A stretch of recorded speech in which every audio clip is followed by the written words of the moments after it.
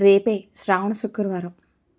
అందరూ కూడా చాలా హడావిడి పడిపోతూ ఉంటారు ఈరోజు. ఎందుకంటే ఇల్లు క్లీన్ చేసుకోవాలి, దేవుడి మందిరం క్లీన్ చేసుకోవాలి, పూజకు కావాల్సినవన్నీ తెచ్చుకోవాలి. చాలా హడావిడి కదా! నాకు కూడా అలాగే ఉందండి. అయితే ఫస్ట్ మనం పిల్లలకి క్యారేజ్ పెట్టి పంపించేసామా, మిగతా పని మనం సాయంత్రం వరకు చేసుకున్నా హ్యాపీగా అయిపోతుంది. అందుకని చెప్పేసి నేను ఈరోజు దొండకాయ ఫ్రై అయితే చేస్తున్నాను.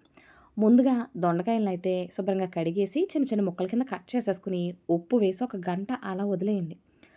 అప్పుడు ఇలా పిండితే దొండకాయల్లో ఉన్న ఎక్స్‌ట్రా వాటర్ అంతా వచ్చేస్తది. అప్పుడు మనకు ఫ్రై ఈజీ అయిపోతుంది. చూడండి ఎంత వాటర్ ఉందో దొండకాయల్లో అయితే.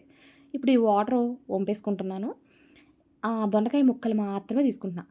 ఇప్పుడు స్టవ్ వెలిగించుకొని పాన్ పెట్టుకొని, అందులోనే వెల్లుల్లి చితక్కొట్టుకునైతే వేసుకుంటున్నాను. వెల్లుల్లి రేఖల్ని, శనగపప్పు, మినపప్పు, ఆవాలు, జీలకర్ర, ఎండుమిరపకాయ, కరివేపాకు వీటన్నిటిని బాగా వేపేసిన తర్వాత, అందులోనే మనం దొండకాయ స్క్వీజ్ చేసి పెట్టుకున్నాం గదా! దాన్ని వేసేసి, అది బాగా వేగిన తర్వాత, అప్పుడు అందులో మీరు కావాలంటే మీ దగ్గర అవైలబుల్‌గా ఉంటే పచ్చి కొబ్బరి తురుము. ఎక్కువ మందున్నారు దొండకాయ ఫ్రై సరిపోదు అని అనుకుంటే గనక, మా అమ్మ ఏం చేస్తుందంటే అందులో పచ్చి కొబ్బరి తురుమేస్తుంది. అది పొద్దునకి, సాయంత్రానికి వచ్చేస్తది.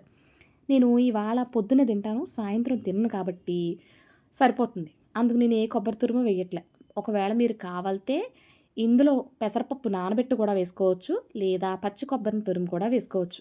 ఇది పూర్తిగా ఆప్షనల్. కానీ అలా చేసుకుంటే కమ్మగా ఉంటుంది తెలుసా? అప్పుడు అమ్మల టెక్నిక్‌లవి. ఇప్పుడు మనకా కూర సరిపోవట్లేదంటే ఇంకో కూర బయట నుంచి తెచ్చేసుకుంటున్నాం మరి. అంతేనండి. అప్పటికి ఇప్పటికి ఎన్నో మార్పులొచ్చినియి. మా అమ్మ అయితే ఇందులో డెఫినెట్‌గా కొబ్బరి తురుమయితే ఏసేస్తుంది. లేదా పల్లీలు పొడి చేసేసన్నా ఏసేత్తారు. ఏదో ఒకటి మిక్స్ చేసేసి పొద్దునకి, సాయంత్రానికి సరిపోయే విధంగా అయితే చేసేస్తారు. ఇప్పుడు దొండకాయలు బాగా వేగిపోయిన తర్వాత, అప్పుడు అందులో మనం పచ్చి కొబ్బరి తురుము అదేదన్నా వేసేసుకొని అప్పుడు రుచి చూసుకోండి. మనం ఆల్రెడీ స్క్వీజ్ చేసిన వల్ల అందులో ఉప్పు ఉండొచ్చు. మనకు సరిపడగా లేకపోవచ్చు. అందుకని కొద్దిగా సాల్ట్ వేసేసుకొని, అందులోనే కొద్దిగా ఉప్పు, కారం వేసుకోండి.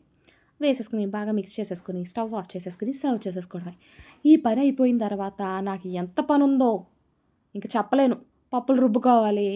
చాలా చాలా పనుంది. ఇల్లంతా క్లీన్ జేసుకోవాలి. ఈరోజు, రేపు కూడా డబల్ పనుంటుంది మరి.